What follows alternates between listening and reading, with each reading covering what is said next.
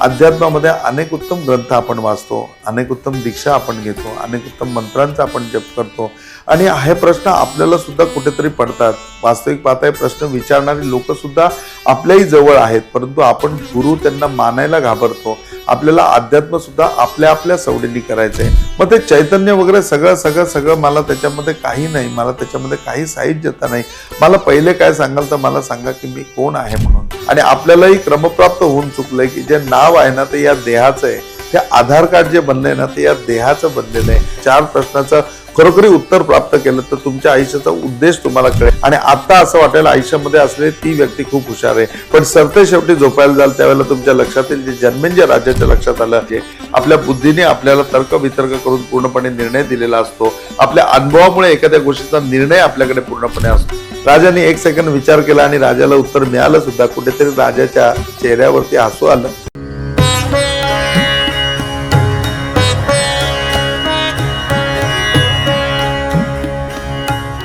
सदा सर्वदा योग तुझा घडावा, तुझे कारणी देह माझा पडावा. उपेक्षू नकोस गुणवंता अनंता, रघुनायका मागणे हेची आता. जय जय रघुवीर समर्थ, अनंत कोटी ब्रह्मांड नायक राजाधिराज योगिराज परब्रह्म सच्चिदानंद सद्गुरु श्री साईनाथ महाराज की जय. बोलो सब संतन की जय. सद्गुरुनाथ भगवान की जय. ओम चैतन्य गोरक्षनाथाय नमः. नर्मदे हर नर्मदे हर नर्मदे हर. राजा या ठिकाणी स्नानाकरता नर्मदेमध्ये आलेले आहेत आणि वैशंपायन ऋषी देखील त्या ठिकाणी उतरलेले आहेत. आणि दोघ जण नर्मदा स्नान करत असताना अचानकपणे राजाला जवळ बोलावून जन्मेंजय राजाला वैशंपायन ऋषी विचारतात की राजा सावध हो आणि मला सांग तू कोण आहेस. ज्यावेळेला हा प्रश्न विचारला त्यावेळेला जन्मेंजय राजा एकदम असा चकित झाला आणि वैशंपायन ऋषींकडे बघू लागला. आणि वैशंपायन ऋषींना म्हणला की अहो तुम्ही काय विचारताय, आपण एकत्र प्रवास करतोय, आपण नर्मदा परिक्रमा करतोय. मी जन्मेंजय राजा आहे, तुम्ही वैशंपायन ऋषी आहात. वैशंपायन ऋषींनी कुतूहलाने पुन्हा जन्मेंजय राजाकडे विचारलं आणि त्याच्याकडे बघितलं आणि प्रश्न विचारला की राजा नक्की सांग तू कोण आहेस. त्यावेळेला वैशंपायन ऋषींना दुसऱ्यांदा उत्तर देताना आता मी जन्मेंजय राजा आहे हे उत्तर देताना राजा थोडा सावध झाला आणि विचार करू लागला की खरंच मी कोण आहे. आज जन्मेंजय हे माझ्या देहाचं नाव आहे. हा देह जो आहे तो जन्मेंजय आहे, तो नर्मदेमध्ये स्नान करत आहे, परंतु खरोखरी याच्या आतमध्ये बसलेला जन्मेंजयच आहे का.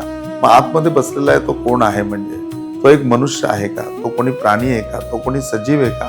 आता मी नक्की या गोष्टीचं उत्तर तरी काय देऊ. या मोठ्या कुतूहलाने त्यांनी वैशंपायन ऋषींकडे बघितलं आणि वैशंपायन ऋषींना म्हटलं की मला हे सगळं ज्ञान अज्ञान आहे, माझ्याकरता हे संपूर्ण अज्ञान आहे, माझ्याकरता सगळा अज्ञानाचा पूर्णपणे अंधारच आहे. आणि गुरु म्हणून त्याच्यामध्ये तुम्ही मार्गदर्शन करा, गुरु म्हणून त्याच्यामध्ये तुम्ही या आणि तुमचं मौलिक मार्गदर्शन मला करा की हा अंधकार पूर्णपणे संपेल आणि मी कोण आहे ते खरोखरी मला कळेल. अध्यात्मामध्ये अनेक उत्तम ग्रंथ आपण वाचतो, अनेक उत्तम दीक्षा आपण घेतो, अनेक उत्तम मंत्रांचा आपण जप करतो आणि हे प्रश्न आपल्याला सुद्धा कुठेतरी पडतात. वास्तविक पाहता प्रश्न विचारणारी लोक सुद्धा आपल्याही जवळ आहेत, परंतु आपण गुरु त्यांना मानायला घाबरतो. आपल्याला अध्यात्म सुद्धा आपल्या आपल्या सवडीने करायचंय, आपल्याला स्वतःला त्याच्यामध्ये झोकून नाही द्यायचं. त्यामुळे देव आहे ना आपल्यामध्ये असून सुद्धा आपल्याला कळत नाही आणि आपल्या बाजूला येऊन सुद्धा देव आपल्याला समजत नाही.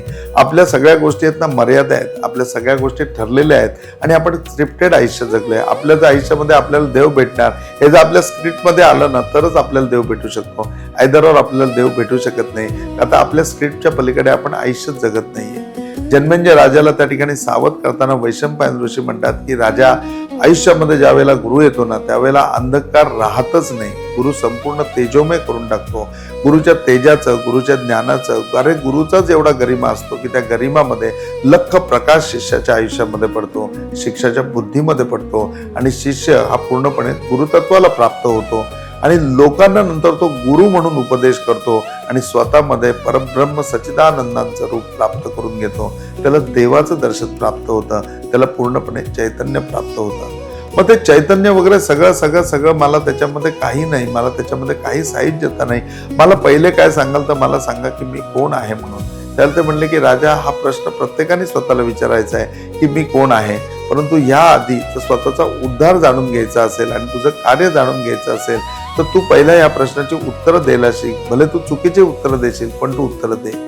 जन्मेंजय राजाने प्रश्न केला आणि मग जन्मेंजय राजा सांगायला लागला की मी आज बघायला गेलं तर एक परिक्रमावासी आहे, मी बघायला गेलं तर मी एक राजा आहे, आज बघायला गेलं तर मी असं आहे, बघायला गेलं तर मी तसं आहे, आज मी कुणाचा तरी पती आहे, मी कुणाचा तरी मुलगा आहे, मी कुणाचा तरी नातू आहे. या अनेक गोष्टी सांगितल्या परंतु त्या गोष्टीमध्ये कुठलीही गोष्ट वैशंपायन ऋषींनी मान्य केली नाही. शेवटी राजा हात जोडून उभा राहिला आणि म्हणला, मला सांगा ना मी काय उत्तर द्यायला पाहिजे. आपणही आपल्याला प्रश्न विचारा की खरोखरी आपण कोण आहोत. आपल्यालाही हीच उत्तरं मिळतील. आपण कुणाचा तरी मुलगा आहोत, कुणाचे तरी वडील आहोत, कुणाची तरी आपण मुलगी आहोत, कुणाची तरी आपण आई आहोत. याच्या व्यतिरिक्त नात्यांच्या या बाजाराच्या पलीकडे आपली स्वतःची ओळख आपल्याला कधीच होणार नाही. आणि आपल्यालाही क्रमप्राप्त होऊन चुकलंय की जे नाव आहे ना ते या देहाचं आहे, ते आधार कार्ड जे बनलंय ना ते या देहाचं बनलेलं आहे. कुठलंही आय कार्ड जे आहे ना ते या देहाचं आहे, पण त्या देहाच्या आतमध्ये बसलेला तो हा नाहीये हे आपल्यालाही माहिती आहे. पण तो कोण आहे हे जाणून घेण्याचा आपण प्रयत्न करत नाही. आणि नर्मदा पुराण आता त्या जागेवरती आलंय की आपल्याला आपली जागा दाखवून देईल की आपण कोण आहे. आज जो प्रश्न आपल्या मनामध्ये आहे की आपण कोण आहे, तर शेवटी नतमस्तक होऊन जन्मेंजय राजाने वैशंपायन ऋषींना प्रश्न विचारलाय, मला आता सांगा, मला खूप कुतूहल निर्माण झाले की मी कोण आहे.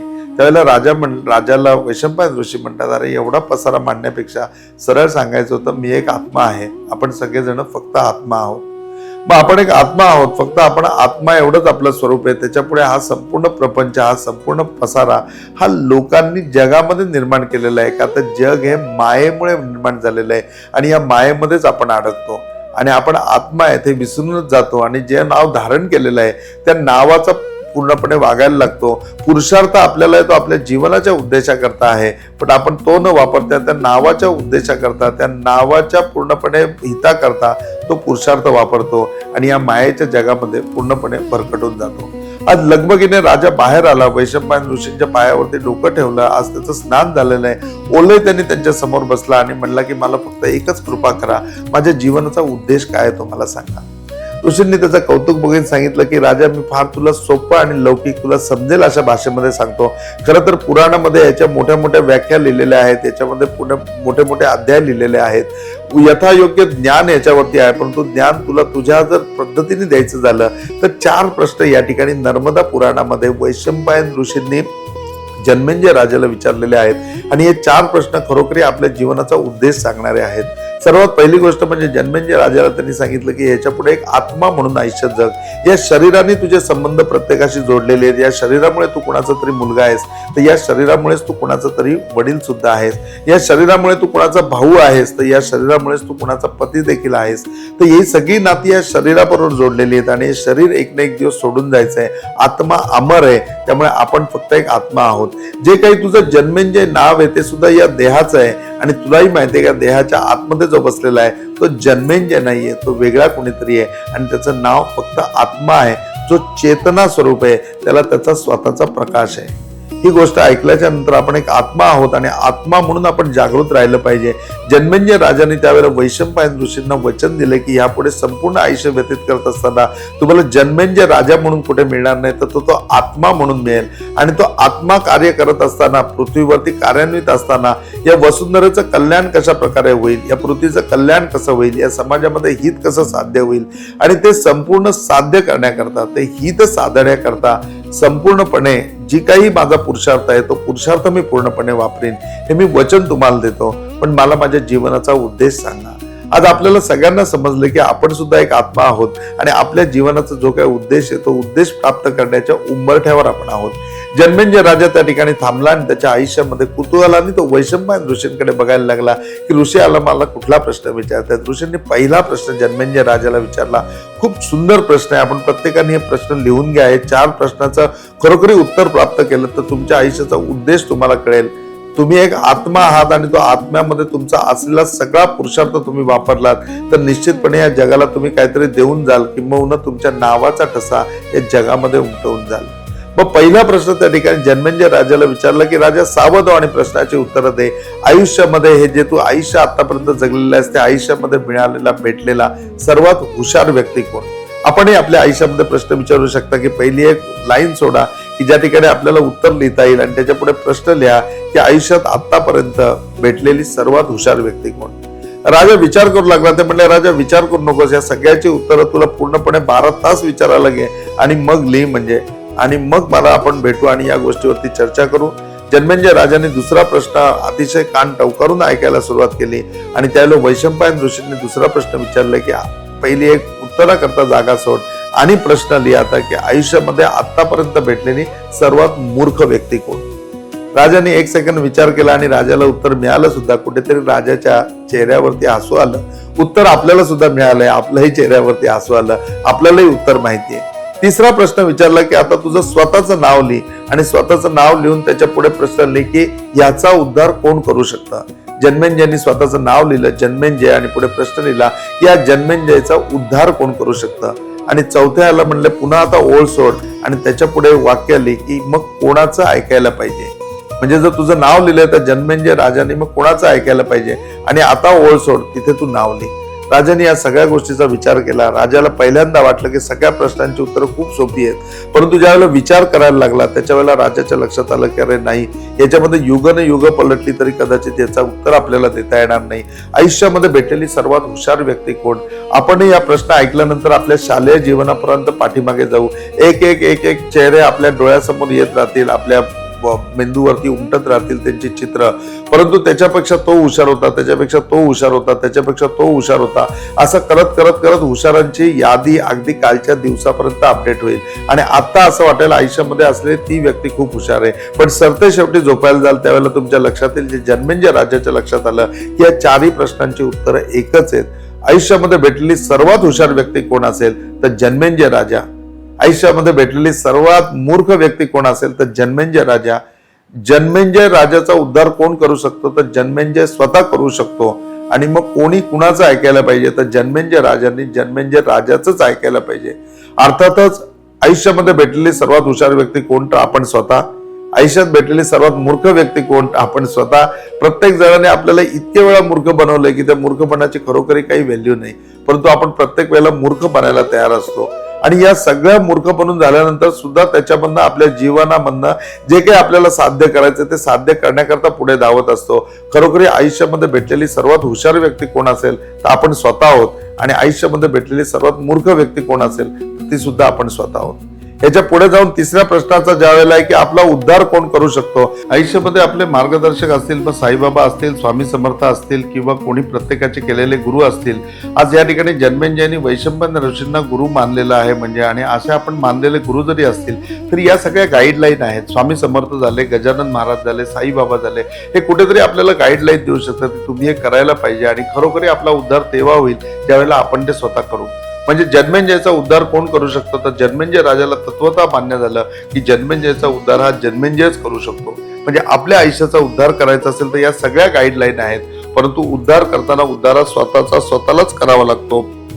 जे सांगितलंय, जे गुरुंनी सांगितलं ते ऐकलं आणि त्याप्रमाणे आपल्या आयुष्यात उतरवलं आणि आपण जर त्याप्रमाणे वागलो तर आपला उद्धार होईल. जन्मेंजय राजाला तिसऱ्या प्रश्नाचं उत्तर समजलं की आपला उद्धार आपणच करू शकतो आणि मग कोणी कुणाचं ऐकायला पाहिजे तर जन्मेंजय राजाने जन्मेंजयचंच ऐकायला पाहिजे. म्हणजे आपण दुसऱ्या कुणाचं न ऐकता आपलं स्वतःचं ऐकायला पाहिजे.